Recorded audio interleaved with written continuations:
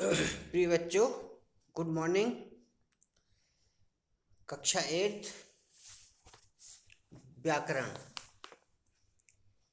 व्याकरण में अभी तक तो जितने चैप्टर हुए हैं मैंने सब आपको भेज चुका हूँ। सिलेबस बिल्कुल लास्ट स्टेज पे चल रहा है अपना। हिंदी का पहले हो चुका है, तो ये व्याकरण का 32 पार्ट में पढ़ा रहा हूँ। 32 पार्ट, अनुच्छेद लेखन, पैराग्राफ राइटिंग। ठीक है, तो इसमें देखिए पैराग्राफ राइटिंग में क्या होता है। अनुच्छेद लेखन कहते हैं इसको। अनुच्छेद लेखन से अभिप्राय किसी विचार, घटना, भाव एवं दृश्य पर कम से कम शब्दों में अपने विचार प्रकट करना है, यह इसका अर्थ है। इसके अंतर्गत सीधे विषय पर ही विचार अभिव्यक्त करने होते हैं, यानी आपको जो इसमें विचार दिया जाता है, जो एक सेंटेंस दिया जाता है, उस पर ही आपको लिखना होता है। भूमिका और प्रस्तावना की आवश्यकता नहीं होती, जैसे आपको निबंध में होती ना कि पहले घूम के लिखो, प्रस्तावना लिखो, इस और उसके जो होते हैं घटनाएं, दुर्घटनाएं, लाभ हानियां, वो सब इसमें नहीं होते।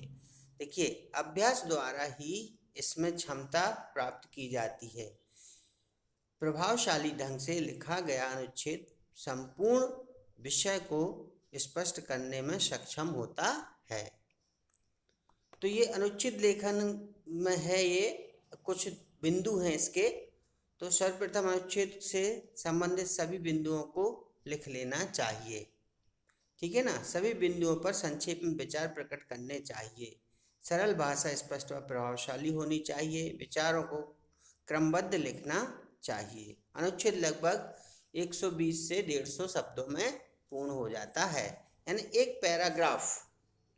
उसमें निबंध में तो कई पैराग्राफ बनते हैं, इसमें एक पैराग्राफ जो जिस पर लिखा जाए, जो आपको सब्जेक्ट दिया जाए।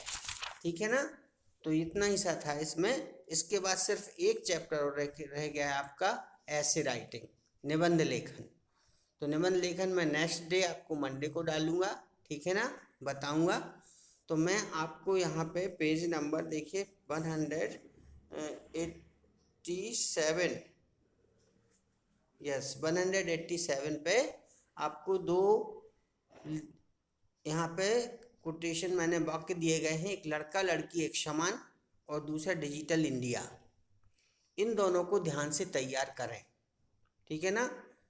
इन दोनों में से कोई एक न एक आएगा, आपको एग्जाम में आएगा। तो आप जब दोनों तैयार करोगे, जब एक लिख पाओगे, ठीक है ना। तो आपको लिखना ज़रूर है, जो मैं आपको ये कल भेज दूंगा, ठीक है। तो इसको अपनी व्याकरण कॉपी में सुंदर राइटिंग में लिखिए और इसको बार बार इसका अभ्यास कीजिए और पढ़िए, ठीक है। अब देखिए, वही है, इन दोनों को ध्यान से पढ़कर तैयार करके एग्जाम में इनके किसी विषय पर लिख सकें, ठीक है ना। एग्जाम में आएगा तो आपको इन दोनों विषय में से किसी एक पर आप ध्यान से लिख सकें।